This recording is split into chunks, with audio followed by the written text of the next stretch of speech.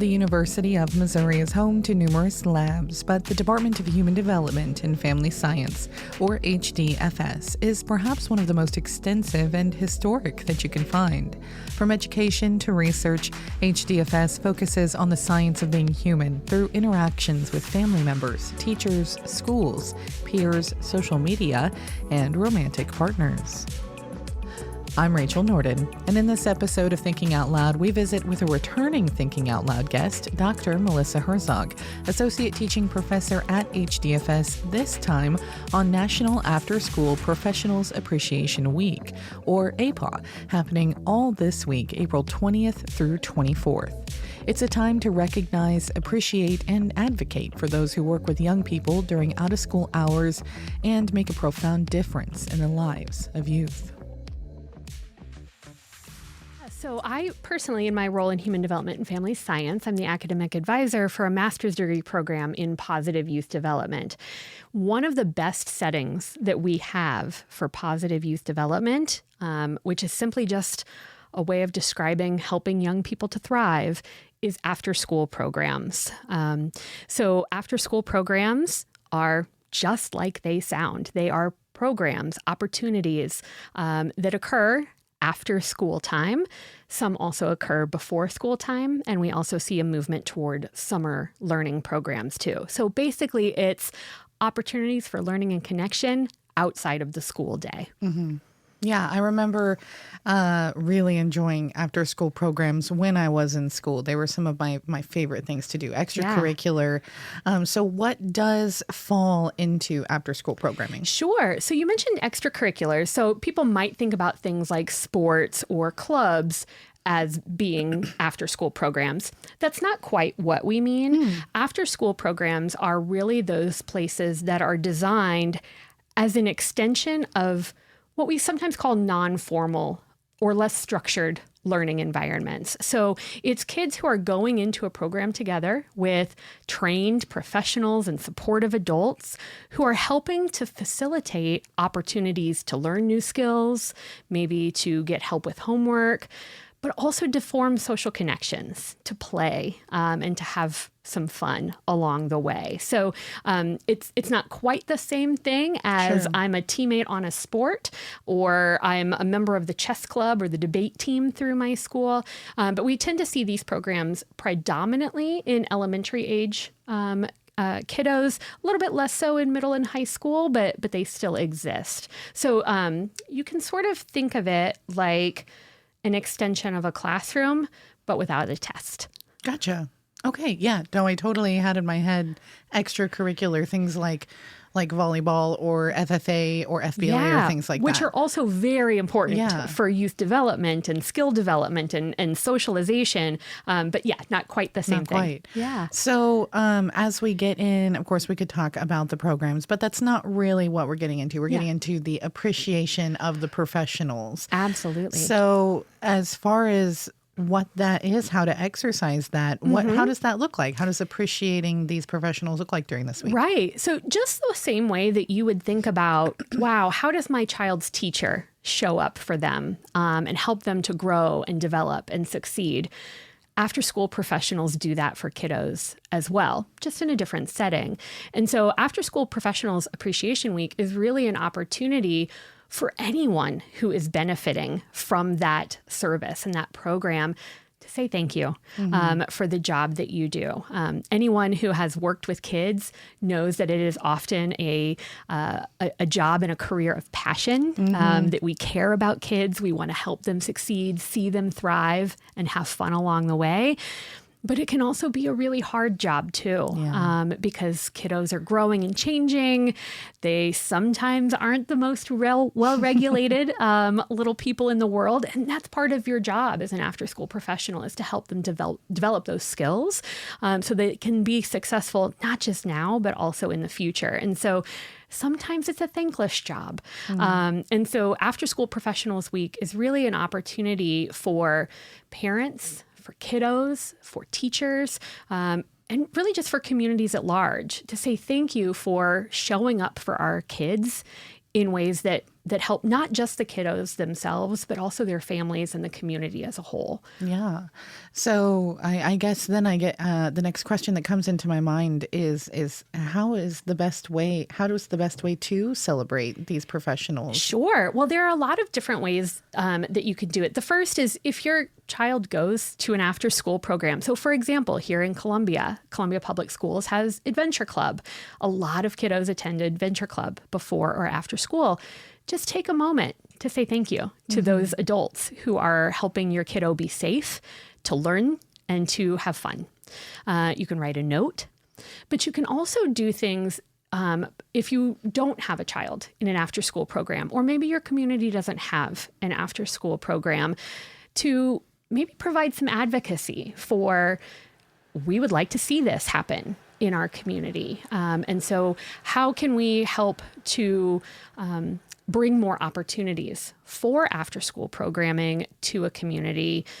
So things like advocating to your city council or local community agencies, or you can even advocate on a national level for having funding available that make these programs possible and at a lower cost for individuals and families. Sure, because I can, I can see where, if we're really trying to appreciate these professionals, asking them to also do the work of advocacy on top of everything else might be a lot. So being able to do the advocacy and the celebration on their behalf is a great way to say thank you. Yeah, absolutely. And what we know from the data is that particularly when we survey parents of children, especially those in the elementary ages, but older children as well, parents see the value of after-school programs. They see that there is a safe place for their kiddos to go.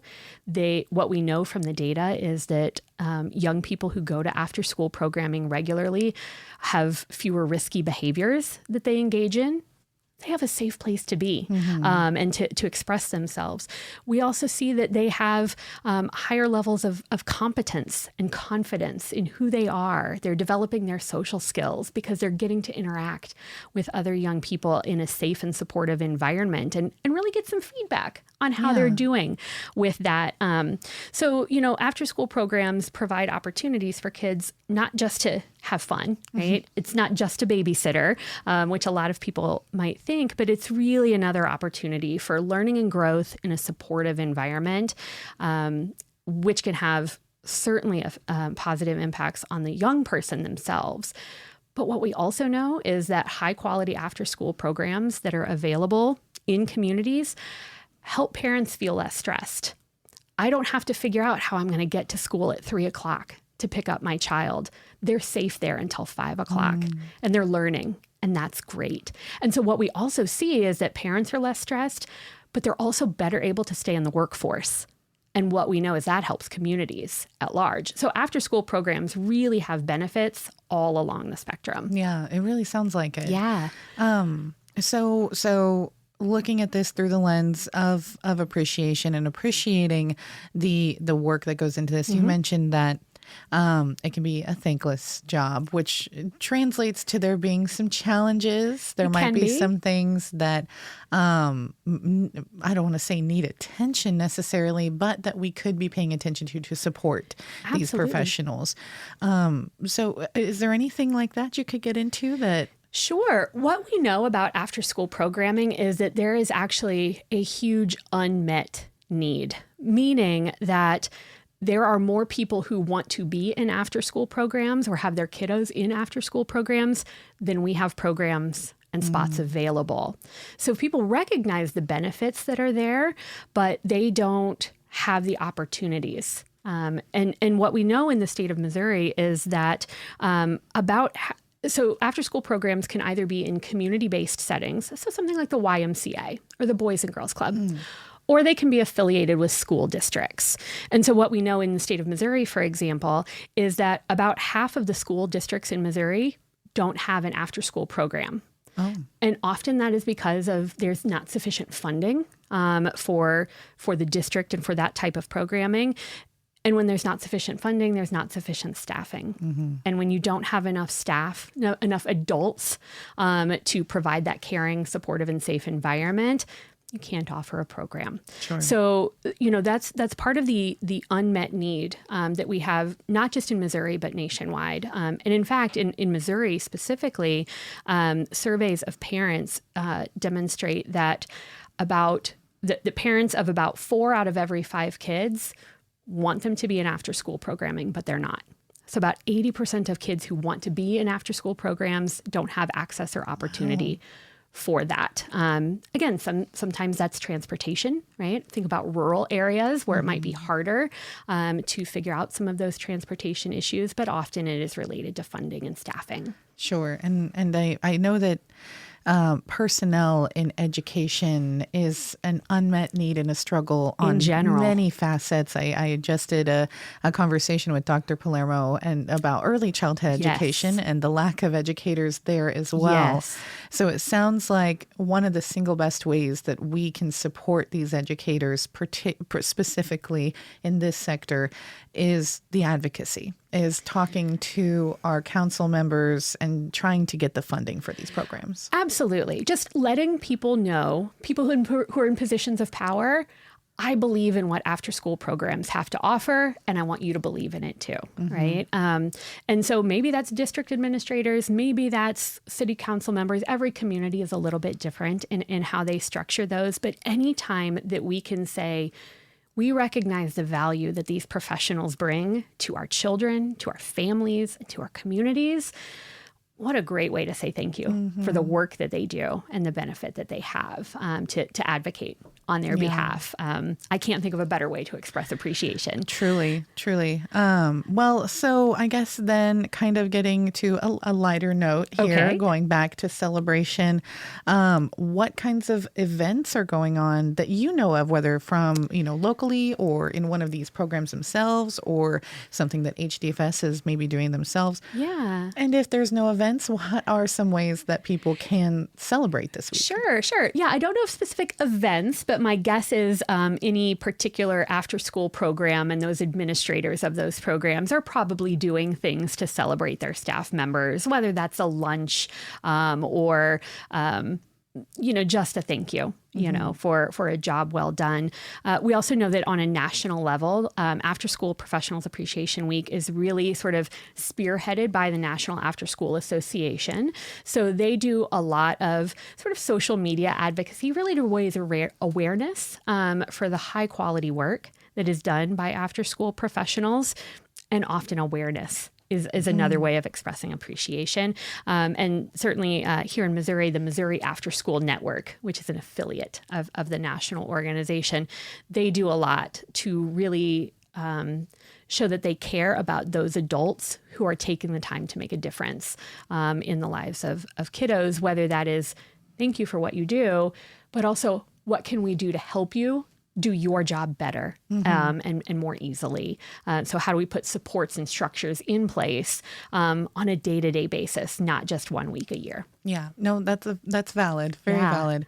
Well, all right. Well, as we, as we wrap up here, is there anything else you'd like to share on this topic regarding After School Appreciation Week or anything else we've talked on? Yeah, I think, the biggest takeaway for me as somebody who works in the field and the space of positive youth development, which again is all about how do we give young people supports, opportunities, and relationships where they can thrive and grow now and into the future. As somebody who's really invested in that space, I think that there are big opportunities here for anyone in the public arena to say, I care about kids too, and I care about the environments that they get to have. And after school is one really great positive environment that they can have.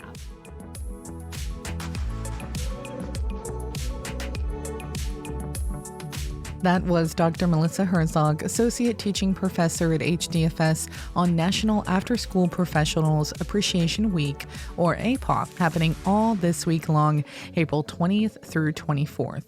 If you'd like to learn more about APAW, check out the link below in the description. And to learn more about HDFS and the work that they do, visit hdfs.missouri.edu.